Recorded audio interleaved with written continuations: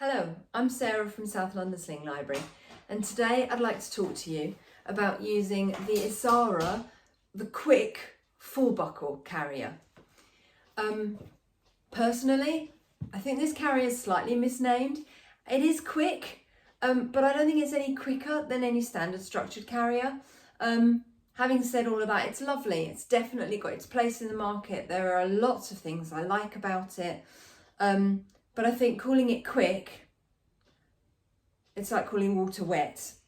Yes it is, but I don't think it's very much quicker than any other standard structured carrier. But you be the judge, see what you think. First things first, if you've just unboxed your carrier, what you'll find is your shoulder straps aren't connected to anything. They're all rolled up and looped in this little elastic. So what I'm going to do is I'm going to unloop that, and I'm going to make that strap longer by holding onto the buckle and sliding it down the strap. Just tilt the buckle and it will slide quite easily down the strap. I'm going to do that on both sides. So unloop it and lengthen it. And then what you can do is once you've got the shoulder straps the length that you want them, you can re-roll the leftover bit and loop it back up with that elastic loop if you want to. I'm going to very loosely put these shoulder straps over my head just because I find I'm holding too many things. So I'm going to put those shoulder straps over my head. And if I get hold of these straps behind me and just bring them round to the front, don't worry, this isn't how we put the carrier on. We haven't got to the quick bit yet. This is setting it up when you get it out of the box. So what you'll find is on either end of those shoulder straps, you've got a male buckle and a female buckle. Under the little pouch here on the waistband, you've got a couple of elastic loops. You want to thread one end of that buckle through one side, one end through, dropped it. Get hold of it again, there it is. Right, other end through the other elastic loop. Eek. And pull the webbing through. And then just do that up in front of you. So then it's going to live kind of under that pocket there. Down here, where if you slide down the body panel, in the front here, you've got some Velcro strips. Yeah, the different coloured bits on the Velcro show where you put the Velcro strips for babies of different sizes. To be fair, ignore the height chart. Height charts on carriers really are completely pointless because your height is made up of your leg length and your torso length. And we're really only interested in your baby's leg length. So by all means, if you're using this carrier with your newborn, you want to move that Velcro into the red stripe because that's the smallest size setting. But then as your baby grows, you can move it incrementally because it's Velcro. So it doesn't have to go from one neatly embroidered box into the next because it's Velcro. So you can literally make it slightly bigger as and when you need to, once you notice that it's not sitting in the backs of your baby's knees. This carrier starts fitting generally somewhere around sort of 6 to 8 weeks, quite nicely. Prior to that, if your baby's relatively uncurled, it might fit them earlier than that. So I've done the Velcro, I've connected my shoulder straps. What I'm going to do is hold the carrier by the waistband like that. So it's upside down and inside out. I've got the outside of the carrier against my body. All I'm going to do is flip that waistband in towards me. And for a newborn, I'm going to wear it relatively high on my body. So around my natural waist, maybe very, very slightly higher. Take it behind me, clip in, and then push it along my body to tighten. Hold the strap near the buckle, push along your body to tighten. There we go. Now, there's a couple of ways to do this. You can either flip it over your head, put your arms in like a jumper, keep it nice and loose and lower your baby down through the top, or you can hold your baby roll the carrier around your baby and chuck the back straps over your head. We're going to do both. I'm going to start, because I've just taken it off over my head, I'm going to start by holding the baby first. So this is Jamie. Jamie is my newborn size demo doll. And all I'm going to do is support Jamie on my front here in that kind of knees up, bottom down position that newborns like to be in. Jamie doesn't have to wrap their legs around me. Newborns often don't want to do that. So I'm just going to support Jamie in that knees up, bottom down position. And what you'll probably find is you may need to squish the edges of the carrier just to get it between your baby's feet. And then I'm going to roll the fabric panel up Jamie's back. From there, I'm going to make sure that this shoulder strap is under Jamie's foot, because I don't want to catch Jamie's foot. So again, under the leg like that. And then as I roll the body panel up Jamie, the back clip comes up. I can chuck that over my head and put my arms in like a jumper, like so. And then to get it nice and snug, if I come back down here under that little pouch, this is my tightening mechanism. So what I'm going to do is I'm going to pull this strap, I'm going to put some light tension on it, bring it towards that buckle, and then I can, well, there you go, look, all this is what I need to tighten out of the strap.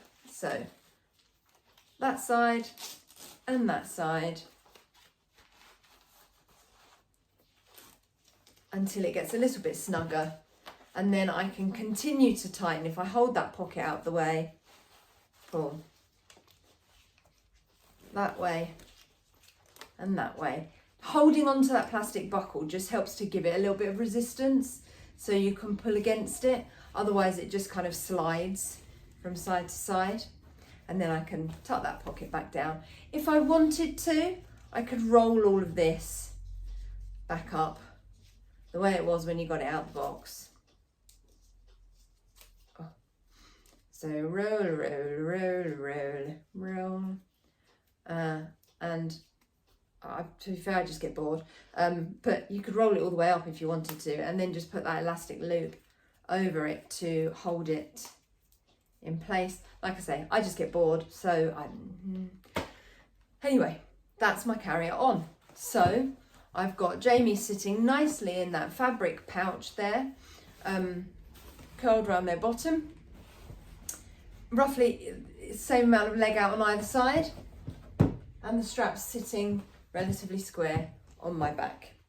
If I felt like Jamie needed extra head support, so say I need to pick up after the dog, we're at the park and I need to pick up after the dog, I can take this hood and I can just roll it like so, so that it sits across the back of Jamie's head, loop the little elastic loops onto the plastic clips there, like so. And I can leave that there, so it's just kind of in the nape of Jamie's neck. If I need extra head support because I'm leaning down to pick up after the dog, I can just slide one side, so nearest the back of Jamie's head, so that that hood goes across Jamie's head, but their face is still visible.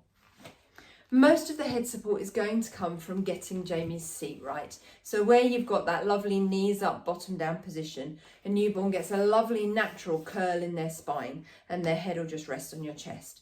What's nice about this carrier is that once it's done up, you've got all of this area here free. So this strap runs down the side of your body, not across here. Lots of carriers will run across here, and for some people, if they're breast or chest feeding, that cannot be particularly comfortable. Other people, it doesn't bother them, and obviously some people aren't breast or chest feeding, or perhaps don't have breasts or soft chest tissue, so it's not an issue. But some people feel quite sensitive when they have a baby of this age in that area, and so having a strap that comes below that space rather than across it can be just fantastic, really, for some people.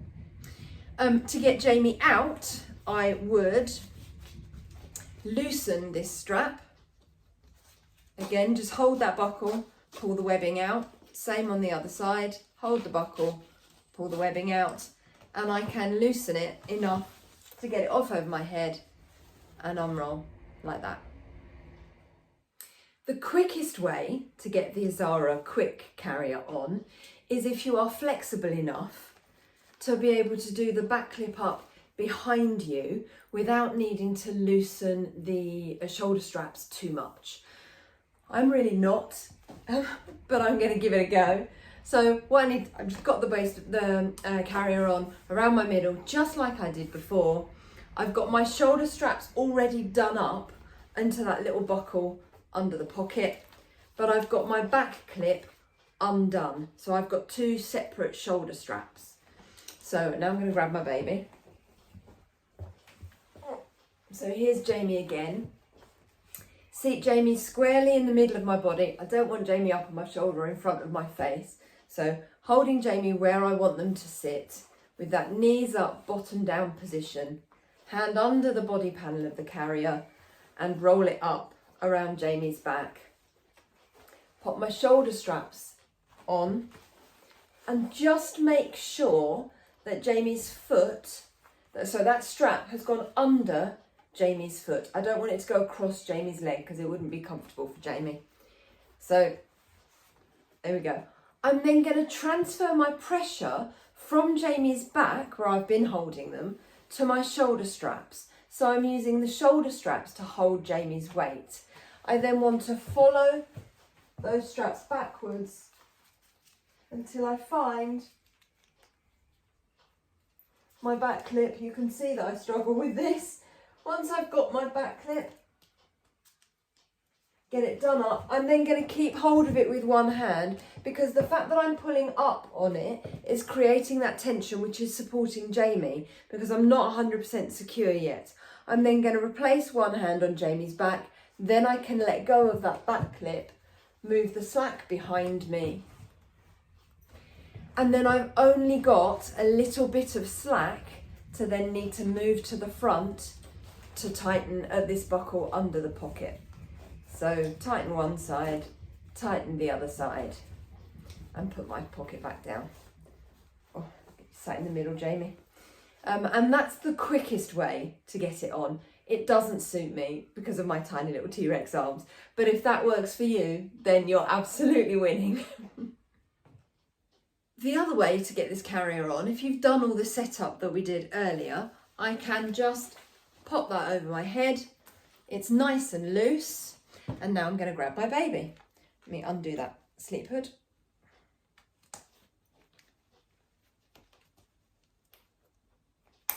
There we go. Right, now I'm going to grab my baby. So, here's Jamie. I'm going to put Jamie on my left shoulder because I'm very right-handed, because I'm then going to take, this is my dominant hand, inside the carrier, like that. And I'm going to use it to catch Jamie's feet into the carrier, and I can then support Jamie's bottom with my dominant hand and use my dominant hand to kind of slide Jamie down my body so that they've got one leg out either side of the carrier. Like so. Elbow in, Jamie. Thank you. Like so. And then pushing that padding behind me, I can then get my straps tightened, which again, under this little pouch, under here. So pull all that slack towards the front, and then I can start to tighten it up.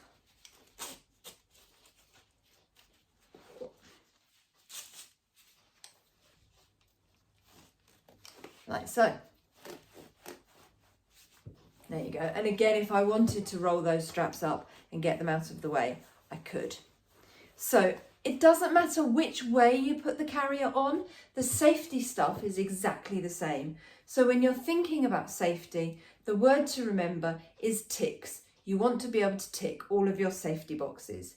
The T stands for tight. The baby should be as tightly held against you as if you were holding them in your arms. So you want to be able to put a hand on the back of the baby's head, do a little dip forward, and not feel their body weight pull away from you. If their body weight does pull away from you, then you need to tighten your carrier by pulling the slack forwards so it comes towards the buckle, and then tightening it.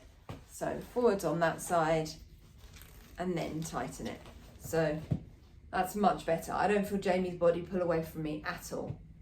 The I stands for in view. You want to be able to look down and see your baby's face without having to open any fabric or move any straps or anything like that. The C stands for close enough to kiss. Now, honestly, this is about those of us with breasts or soft chest tissue who need to have the baby above that tissue on the firm part of your chest, not in an area where they could snuggle in and obstruct their airway. If you don't have breasts or soft chest tissue, then it's much less of an issue. And if the baby sits just out of kissing range, as long as you're happy that their airways are open, don't worry too much about it. It's all about keeping their airways unobstructed, open, clear and visible. The K stands for keeping baby's chin off baby's chest. The easiest way to know that their chin is off their chest is to do the ugly double chin manoeuvre and make sure you can see the tip of your baby's nose. And as long as you can see the tip of their nose, it means their nose is at least parallel to the floor, their chin is off their chest, and you can see the tip of the nose and up. If they put their chin down onto their chest, their nose will point at the floor, and all you'll be able to see will be the top of their head. So make sure you can see the tip of the nose. The S stands for supported spine, and if you put your hand on the baby's back and lightly press, they shouldn't have extra room to get closer to you, uncurl or sit up. This is basically this test in there again. It's about making sure the baby doesn't have room that they could slump into, put their chin on their chest and close their airway. To get the baby out, I can loosen under here, take the whole thing off my head again, or you can reach for this clip like a bra strap. So either that way or that way, and then just undo and slip your shoulders out. It's entirely up to you. Both of those things are perfectly doable.